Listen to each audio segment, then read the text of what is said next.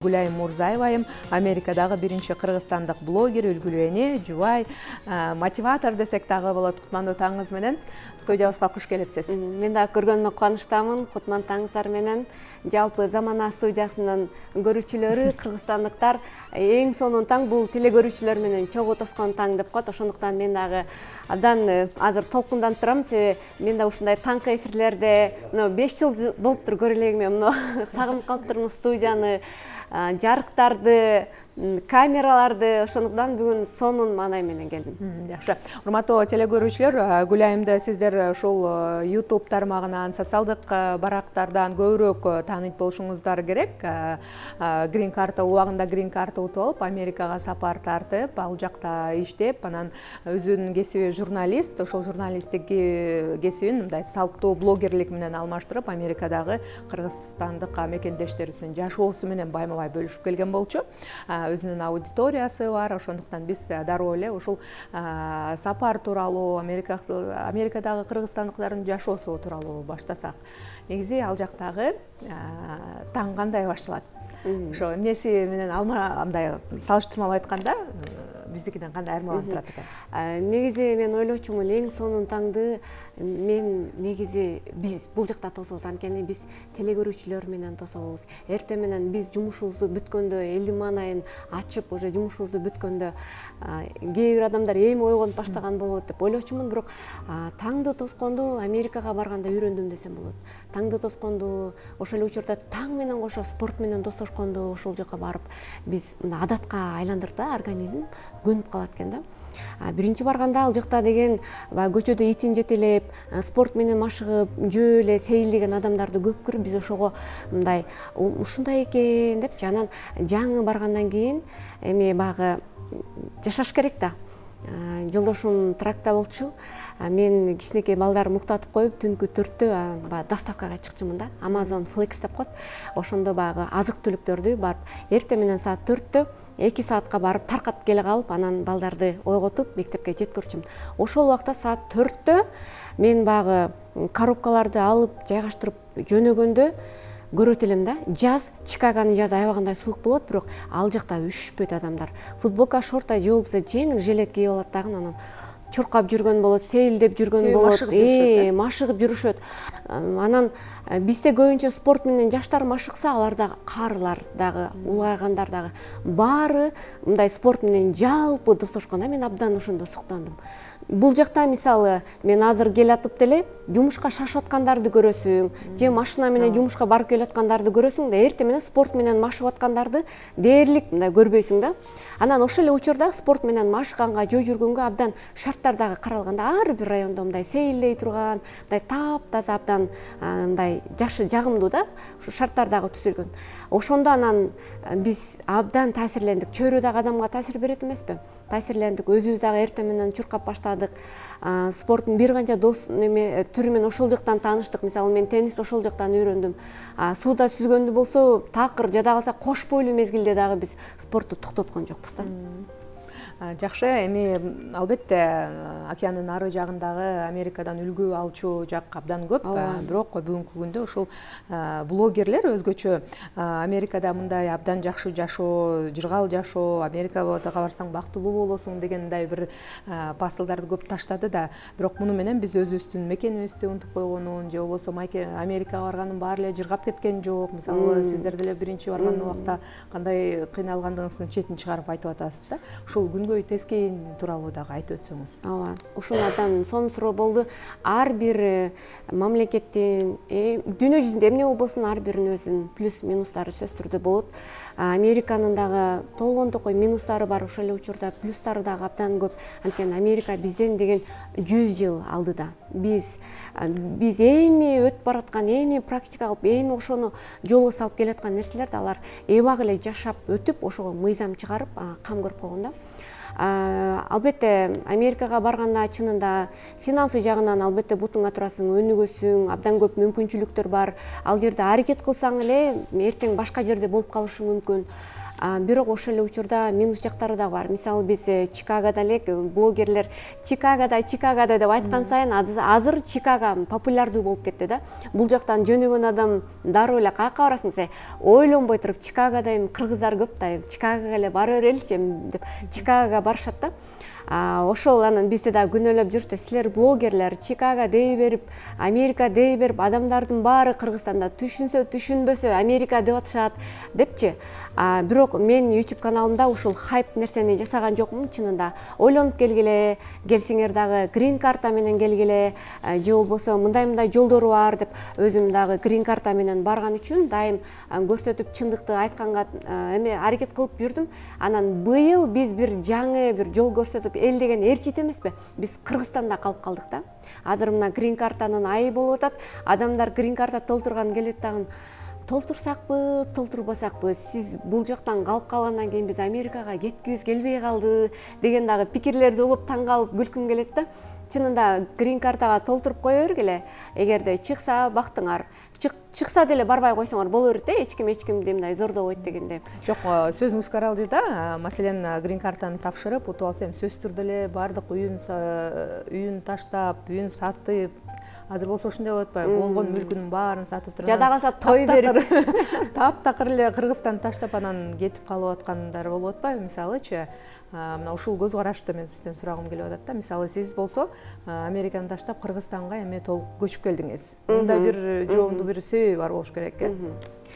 Негизи адам деген бул каалоо менен жашаш керек экен да. Биз Америкада ушунча отурукташтык, 5 жыл жашадык да, отурукташтык, ушунча дүйнө топтодук дегенден кийин деле мен келгенден кийин каалоомду тыңшадым да. Менде жүрөгүм эмнени каалап атат, мен каякта жашагым келип атат, мен каяка тойбой атам деп туруп, биз мындай материалдык жакты карабай туруп, ошол чечимди мындай эле кабыл алганга туура келет. Бул эми үй бүлөлүк, анан балдардын чоңоюусу, башка дагы жагдайлары бар.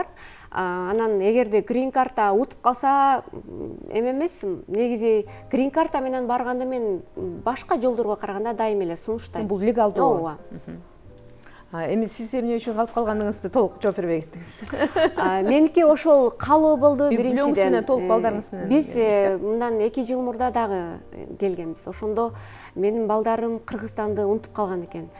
Бул кандай, эмне анда мында пандемиядан кийин болчу, адамдар мындай кичине аралыкты сакташ керек болгон учурларда келген да, анан келип таң калып атышты. Эмне үчүн Кыргызстанда адамдар көчөдө көп, эмне үчүн мындай деп абдан көп нерсени унутуп калышыптыр ал жакта. Ошондон мен келип Кыргызстанды жаңыдан тааныштырдым да буларгачы. Абдан жакшынакай жерлерин алып бардым. Биздин сыймыктана турган тамактарды баарын булар мындай айтканда Кыргызстанды сүйүп калышыптыр. Анан баргандан кийин сагынышты. Анан 2 жылдан кийин быйыл келдик. Келгенден кийин каникулда ойноп жүргөндөн кийин бир күн келет экөөсү. Апа, биз дагы Кыргызстанда жүрсөк болбойбу? Кыргызстанда жашасак болбойбу деп. Мен деген бул менин көктөн издеген кыялым да. Ошол ой мага балдарым аркылуу келиптир да. Мындай жүрөгүм тыз деди. Андан кийин мен жолдошума 2 жума ойлонуп жүрүп айттым. Ушунда эми ал жакта отурукташканбыз да, кандай деп айтам, эмне болот, кайдан эмнени чыгардың дейт. Анан 2 жумадан кийин айтсам, айтып атпайбы, мен да кечээ ушуну ойлодум эле. Ошол жакта жүрүп турбайсыңарбы, балдарга кара жакшы да. Себеби Америкадагы балдар, Кыргызстандагы балдардын дагы мындай бул жактан дагы ала турган нерселери бар да. Ошонан балдарым жардамчы болду. Жакшы. Анан сиздин ушу YouTube каналыңыз тууралуу дагы айтып калдым. Көптөгөн мекендештерди дагы чагылдырып жүрдүңүз. Бир гана жаштар эмес, бир программаңызда 63 жаштагы ушул апа менен ата экен, мындай улгайган эле жаштар, бирок ал жактан ушул жумуштап издегендер дагы бар экен, бактысын тапкандар. Сиз кимди айтып аттыңыз болду экен? Мен биринчи сварщик болуп иштеген инсан болуш керек эле, эсимде. Ооба, ошол видеомдагы аябагандай көп көрүүгө мындай эй болду. Негизи эле Америкада улгайгандар дагы спорт менен машыккандыгы үчүн мен ошол жагатка көбүрөөк басым жасачумун да. Анан ал жакта жаш куракка карабайт. Мисалы биз биринчи барган учурларда колу мындай калтырап калган, улгайган кемпирлер деле, баягы эркектер деле кассаларда иштечү да. Бана пакетке мындай кылып салып берипчи, аларды күтүп, ушундай адамдар аябына сабырдуу болушат. Ошолордун колдору титирип, салып бергиче күтүп туруп, мындайча айтканда сен жаш курагыңа буга жарабайсың. Физикалык жумуштарга деле, башка жумуштарга деле баарына алар иштей беришет да. Ошол нерсени мен бергим келчү. Кайсыл курак болбосун спорт менен машыгыш керек, кайсыл курак болбосун нолдон баштаганга эч качан кеч эмес. Жана мен ошол видеолор аркылуу күндө өзүмдү апам атамдарга жиберип, бүгүн чуркадыңарбы, бүгүн мынча басышыңар керек деп көзөмөлдөшүм. Анткени бул биринчи ден соолук спорттон башталат. Эми алардын узак жашашын каалайсың да. Ошондон мен күндө көзөмөлдөп баштадым да. Мына бүгүн чуркабай калып турсуңар, мындай болуп турсуңар. Оорудум дегендин ордуна мына бүгүн чуркагыла, жөө баскыла деп ошол нерсеге аракет кылчумун да. Анан үлгүлүү эне, жубай деп дагы өзүңүздү көрсөтүп, үлгү көрсөтүп көрөсүз көптөгөн айымдар менен дагы. Бул дагы бир жаңы кесиптин ээси десек болобу? Жаңы багыт десек болобу? Эми бул кесип жаңы багыт деп айта албайм, анткени бүгүн энелер абдан көп, ошол эле учурда балдар деле, анан ата энеси толук туруп сүйүүгө муктаж болгон балдар бар. Мына ошол нерселер Америкада деле, Кыргызстанда деле окшош. Мен дайым айтам, силер Америкада балдарыңарды чоңойтосуңарбы, Кыргызстанда чоңойтосуңарбы, планшетке, телефонго, компьютерге таштап койбой, өзүңөр ата эне болгула, өзүңөр сүйүүгө толтургула, балдарыңарга эркиндик, ишеним бергиле деп мен ошол нерсеге көп айтып, анан аракет кылам энелерге жардам бергенге. Ошол эле. Мисалы сиз айтып атпайсызбы, Америкада баары жакшы, спортту жакшы көрүшөт, бирок кандай кемчиликтер бар экен? Кемчиликтери жашоодо мисалы мен бала чоңойтууда өзүмдүн тажрыйбамды мен башкаларды айта албайм, өзүмдү алайын. Бала чоңойтууда мисалы шаардын балдарына караганда айылдын балдары зирек келет эмеспи, тим эле аны деле муну деле жасап баратат.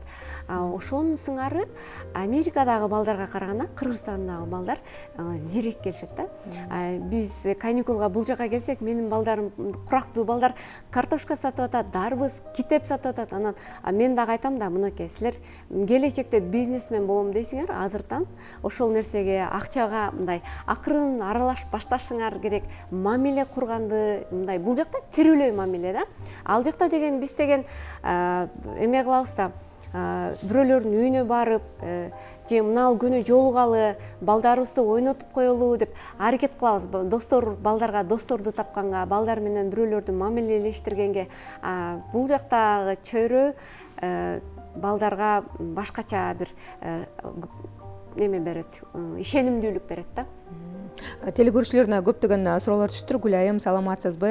Мен сиздин Инстаграмдагы катталуучулардын биримин дейт. Сизге ийгилик каалаймын дейт. Грин карта боюнча суроо бергим келип атат. 715 менен бүткөн абонент экен. Негизи толтуруу акысыз дейт. Эмне үчүн 1000 сомдон 1,5 сомго чейин акча каражатын алып атышат дейт. Себеби толтуруп бергендиги үчүн, мисалы. Ошол боюнча да маалымат бере кетсеңиз болот. Кайсы убакта кандай толтурсак болот дейт. Негизи ооба, сайтка кирип ар бир адам өзү толтуруп алса акысыз негизи эле. Бирок эмне үчүн акы алат дегенде, бул баягы время, деньги деген бул именно Америкадан келген сөз да. Ар бир адам өзүнүн акысын алат деген, ошол толтурганга, чалып, документтерин тактаганга, топтогонго убактысы кетип атат. Ошон үчүн ал өзүнүн убактысы, кеткен убактысын гана алат го деп ойлойм. 512 менен бүткөн абонент экен. Кутмандуу таңыңыз менен, сизге ийгилик каалаймын. Менин балам дагы Америка Кошмо Штатында жашайт. Анан ал Мексика аркылуу кеткен дейт. Азыр болсо Мексика аркылуу кеткендер барбы дейт. Абдан коркунучтуу деп биз телевизорлордон көрүп атабыз дейт. Сиздин оюңуз? Мен да дайыма ушул суроого ушундай жооп берем. Мексика аркылуу эч качан эч кимге сунуштабайм жана бул жолду билбейм. Мен дагы элдерге окшош массалык маалымат каражаттарынан, ошол барган адамдардан эме билип, көрүп, мындай жүрөктүн үшүн алган, ушунчалык оор, ушунчалык татаал жолдордон барганын билип жүрөм.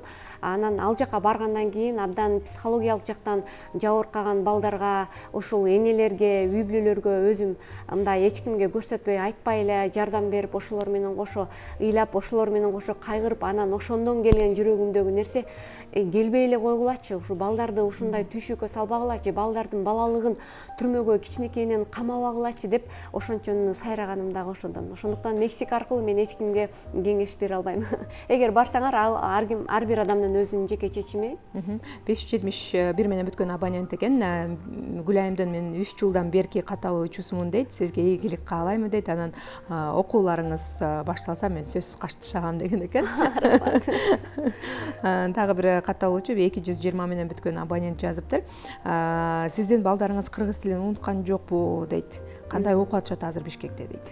Абдан жакшы суроо болду. Биз барганда Чикагода кыргыз тилинде сүйлөшкөн, балдары сүйлөгөн жалгыз эле үй бүлө болуп жүрдүк да.